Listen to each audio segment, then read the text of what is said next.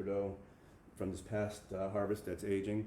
So the wines are fermented and aged in barrels separately, and then towards the beginning of summer the following year is when I really start to go through all the barrels, take notes, and kind of make comments and kind of score each barrel, what I think about them, and from those notes I start to piece together some ideas on what the blend should look like based on the quality of the wine, the vintage, and what I'd like to do with the wine. And then after several blending sessions, the wines are racked, which is they're taken out of the barrel, blended in tank, and then put back into barrels for another year, roughly. The two Meritages that are here were aged for about 22 months in oak, French oak, and the blend usually is right around 50% new oak. Each vintage it varies anywhere from 40 to 60%, but on average about 50% each year. And does that change the flavor profile a lot? Yep, the oak has a lot of different characteristics of wine, and we use oak from several different cooperages in France, in different forests and different types of wood, and all that is from experience that I've kind of found which barrel producers I like, and the style that of their barrels and how it impacts the wine. So there's different nuances from the different forests and different amounts of drying, seasoning of the wood before they're put together. So then when the wines are ready, we bottle them. All my red wines are bottled without filtration, so they're you might find over time some sediment in the barrel, but and then we hold them back for roughly a year or more in a traditional Bordeaux style of aging and releasing. So like I said, we're currently on the 2015 vintage. Here we are in 2020. So we really think these wines need time, and fortunate enough with our business model that we're able to age these wines and release them after a couple years of at least a year in the bottle and 2 years in the barrel. So it really is, we're pretty lucky to be able to do that. That's a long time. So we do have a question, actually. Okay. How do you decide on the bottle types? The bottle types. Because I know they're all different, and I think that's really cool. Well, this is a traditional Bordeaux style bottle. There's the Burgundy bottle, which is a shoulderless bottle. You've seen Chardonnay and Pinot Noir in, and this is a Bordeaux style bottle. We actually did make a change with the 17 vintage, a little bit different bottle, a little more shorter but tapered bottle. I really like this bottle a lot. That's the same bottle we used for the Tannat and the Petit Manseng. We were using this for many years, but I kind of started to like that bottle and simplify things. So.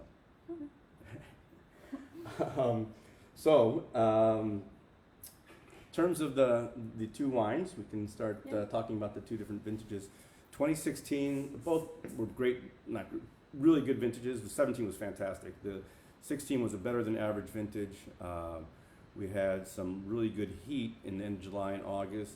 It did get a little bit rainy as well at that time. Nothing significant, but excuse me, a little bit of rainfall in early August, which has a little bit of an effect on the vintage, and we did also have some rain late in the vintage towards the end of September and beginning of October, but again, there wasn't any heavy rains that made a big difference, but definitely affects the style of the wine and the vintage. What I like about the 16 vintage is a little bit more brighter acidity, a little more spiciness to it, a little brighter red fruits in this blend. And it's really, I think right now, expressing itself. It's really come around. The oak is integrated. It's really starting to become a little bit more approachable, but this wine will benefit from 5 to 7 to 10 years more of aging for sure. The Meritages that we've produced traditionally haven't had a problem going 10 or more years, and really are better with more aging as they evolve and gain in complexity. The blend on the 16 is 46% Merlot, 27% Petit Verdot. Looking at my notes because I can't remember. And then actually about 9%, right 9 to 10% each of Cabernet Sauvignon and Malbec. And in the 16 vintage, we really had a nice Merlot crop. And Merlot, if it doesn't get rained on in late August, early September, has so much potential. What I find usually here in Virginia, the late season rain kind of stalls the Merlot. It'll build in flavors and maturity, but it won't build up a lot of sugar. And but 16 came in before any rains, and had real nice mature tannins and bright red fruits. And so that was again the reason, the base of that. And Petit Verdot in 16 was fantastic. It's so consistent. It's one of our most consistent varieties in the vineyard, and so the blend came out that way with less Cabernet Franc. In 17, we can talk about the difference between the two. 17 actually as I said, was a really hot, dry, great harvest, one of our better harvests, and the Merlot was 55% of the blend, which just shows you, it's again, as I was saying, in better vintages, we can really push the Merlot quantity, and I feel great when I can get up above 50% of the Merlot in the blend. Petit Verdot was 18% of the blend. Let me grab some water here. Yeah, and the colors side by side are. You can see the difference in the colors if you have them. 17's much darker, but the interesting is, I was mentioning, with less Petit Verdot, because it was such a big ripe vintage, I'm actually, you guys can let me know if you feel the same way, I'm picking up more Petit Verdot on the flavor profile than in the 16, even though there's a lot less.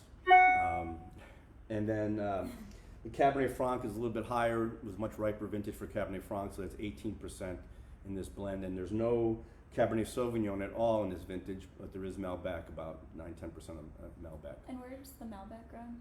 The Malbec is from our vineyard at Wild Meadow in Percival, where we have, that's where my Chardonnay is grown. It's primarily Chardonnay. There's an acre of Malbec. And so that is the variety that's not grown here in the Monticello AVA. And then we bring that down, and it's a real nice cooler site, and it has that bright red fruit acidity and some really nice savory notes that I like to add in. So there's the difference between the two. Mm-hmm. We do have a question. Is the Merlot sourced from the same vineyard in both vintages? Yeah, actually the Merlot is from Rougemont in 17. In 16, it was definitely, there was some Rougemont. Yeah, actually the Merlot was from Rougemont. And is 17 the last year? 17 is Rougemont? the last year of Rougemont Merlot. We now have Merlot coming to us from our Honolulu vineyard just up the road from Rougemont. Okay. And so yeah, the Merlot is both, 16 was actually the first harvest of Merlot from Rougemont, and that was in this blend, and then 17 as well. Okay. So, Should we taste it? oh yes, we can start tasting. So I'd like to taste the 16 first, and get everyone, if people want to comment Yeah, please notes. keep commenting. For me, the 16 shows a lot more spice notes. I get a little hints of the oak and the vanilla from the oak, the toast, but very minor. For me, it's really more of an allspice note. You get A little bit of cocoa. cocoa still, which is kind of common in these wines. The fruits are more the raspberry, black cherry characteristics. I get a little bit. Actually, the thing I didn't mention is in the 16, which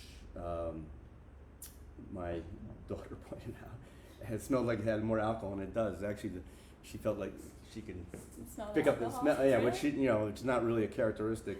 You can really pick up normally, but she tasted it also, and the 16 is 13.9% alcohol, so it does have a little higher alcohol. Where the 17 is 3.4, so about a 0.5% higher. Okay. So that brings out, I think it brings out a little more sweeter notes as well, and to me, it's a little bit more of the brighter red fruits than say the 17.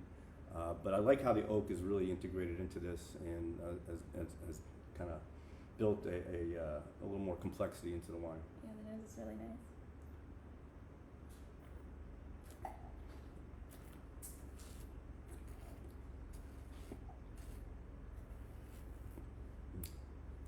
Still has some really nice grippy tannins Mm-hmm. you can pick up on, and